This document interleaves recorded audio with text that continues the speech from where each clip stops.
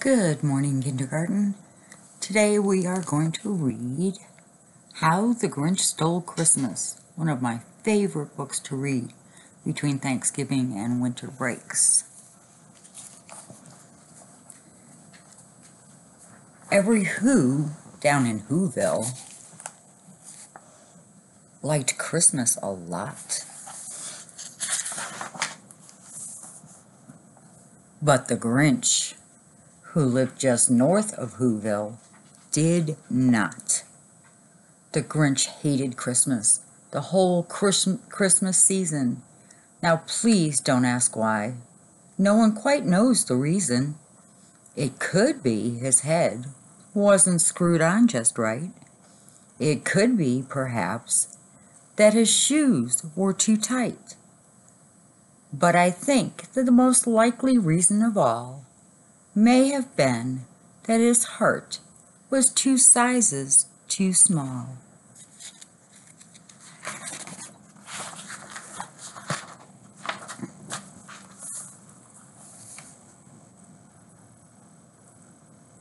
But whatever the reason, his heart or his shoes, he stood there on Christmas Eve, hating the Whos, staring down from his cave with a sour, grinchy frown at the warm, lighted windows below in their town.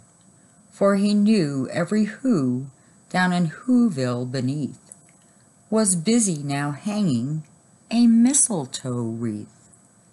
And they're hanging their stockings, he snarled with a sneer.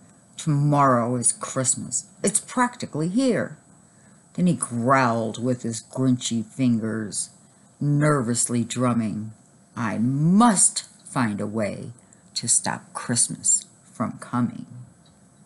For tomorrow, he knew,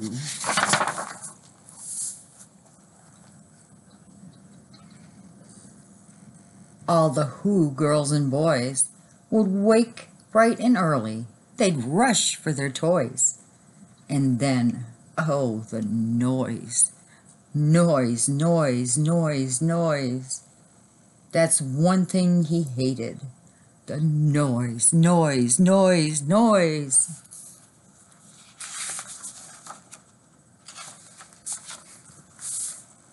Then the Who boys and girls, young and old, would sit down to a feast. And they'd feast, and they'd feast, and they'd feast, feast, feast, feast. They would feast on Who pudding and rare Who roast beast, which was something the Grinch couldn't stand in the least.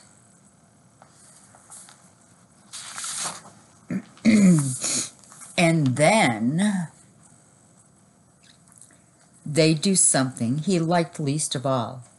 Every Who down in Whoville, the tall and the small, would stand close together with Christmas bells ringing. They'd stand hand in hand, and the Whos would start singing. They'd sing, and they'd sing, and they'd sing, sing, sing, sing. And the more the Grinch thought of this Who Christmas sing, the more the Grinch thought, I must stop this whole thing. Why, for 53 years I've put up with this now. I must stop this Christmas from coming. But how? Then he got an idea, an awful idea. The Grinch got a wonderful, awful idea.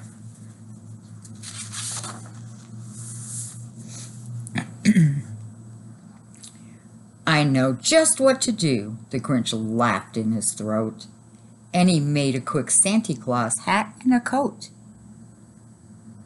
And he chuckled and clucked. What a great Grinchy trick! With this coat and this hat, I look just like Saint Nick. All I need is a reindeer. The Grinch looked around, but since reindeers were scarce, there were none to be found. Did that stop the old Grinch? No, the Grinch simply said, if I can't find a reindeer, I'll make one instead. So he called his dog Max. Then he took some red thread and he tied a big horn on the top of his head. Then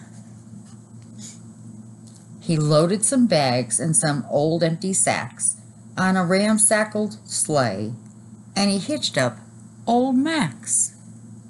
Then the Grinch said, "Giddy up," and the sleigh started down towards the home where the Who's lay a snooze in their town.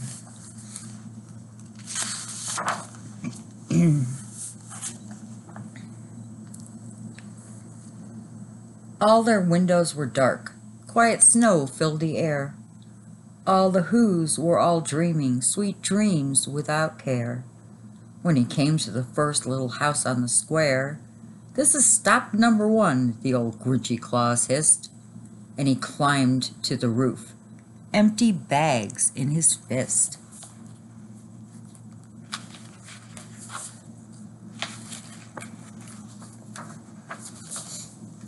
Then he slid down the chimney, a rather tight pinch, but if Santa could do it, then so could the Grinch. He got stuck only once, for a moment or two. Then he stuck his head out of the fireplace flue, where the little Who stockings all hung in a row. "These stockings," he grinned, "are the first things to go."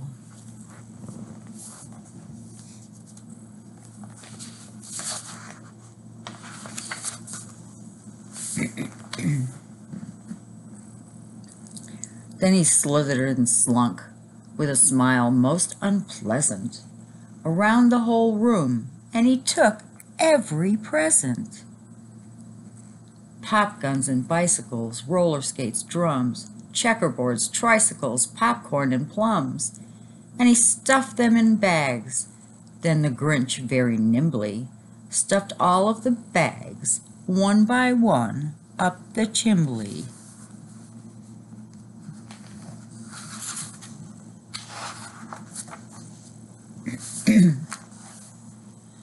Then he slunk to the icebox. He took the Who's feast. He took the Who's pudding. He took the roast beast. He cleaned out the icebox as quick as a flash. Why, that Grinch even took their last can of Who hash.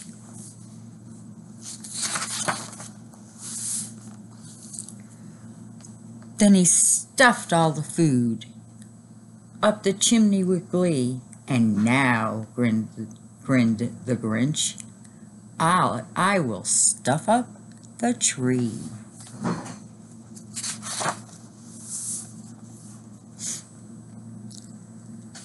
And the Grinch grabbed the tree and he started to shove, when he heard a small sound like the coo of a dove.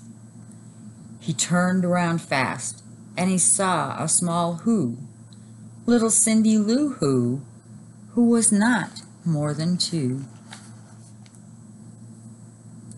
The Grinch had been caught by this little Who daughter, who'd gotten out of bed for a cup of cold water. She stared at the Grinch and said, "Santa Claus, why? Why are you taking our Christmas tree? Why?"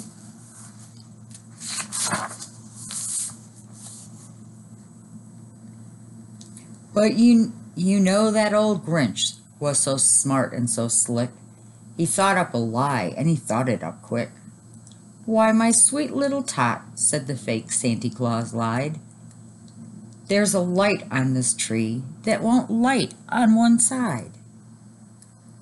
I'm taking it home to my workshop, my dear. I'll fix it up there, and I'll bring it back here." His fib fooled the child. Then he patted her head, he got her a drink and sent her to bed. And when Cindy Lou Who went to bed with her cup, he went to the chimney and stuffed the tree up.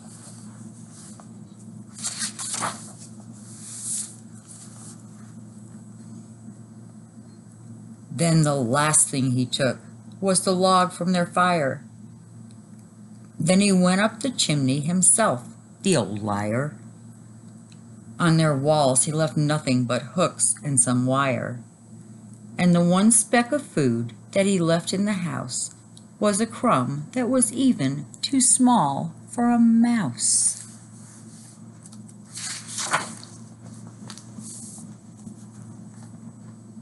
Then he did the same thing to the other Who's houses, leaving crumbs much too small for the other Who's mouses.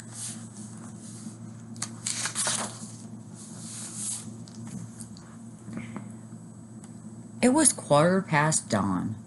All the Who's still abed, all the Who's still a snooze, when he packed up his sled.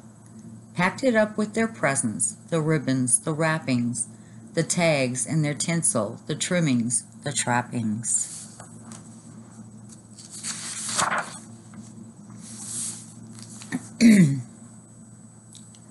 3,000 feet up the side of Mount Crippet, he rode with his load to the tip-top to dump it. Pooh-pooh to the Who's, he was grinchiously humming. They're finding out now that no Christmas is coming. They're just waking up. I know just what they'll do.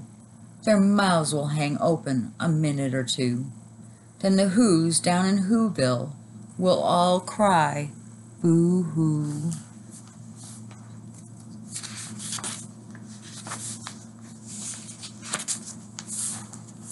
That's a noise, said the Grinch, grinned the Grinch, that I simply must hear. So he paused, and the Grinch put his hand to his ear. And he did hear a sound rising over the snow. It started in low, then it started to grow.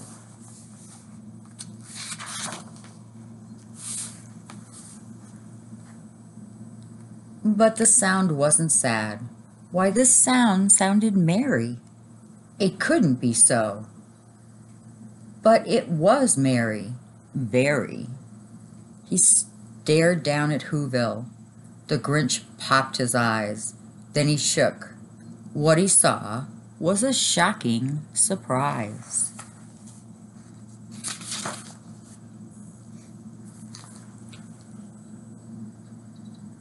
Every Who down in Whoville, the tall and the small, was singing without any presents at all. He hadn't stopped Christmas from coming. It came. Somehow or other, it came just the same.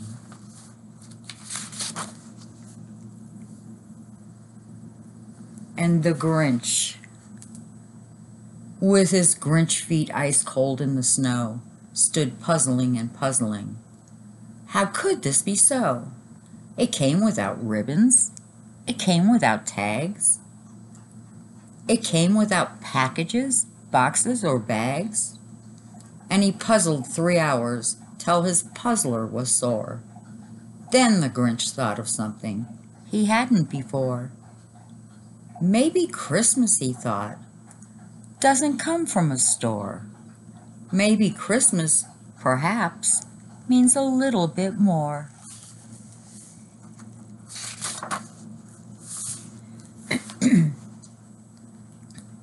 And what happened then? Well, in Whoville they say that the Grinch's small heart grew 3 sizes that day. The minute his heart didn't feel quite so tight, he whizzed with his load through the bright morning light. He brought back the toys and the food for their feast. And he himself, the Grinch, carved the roast beast.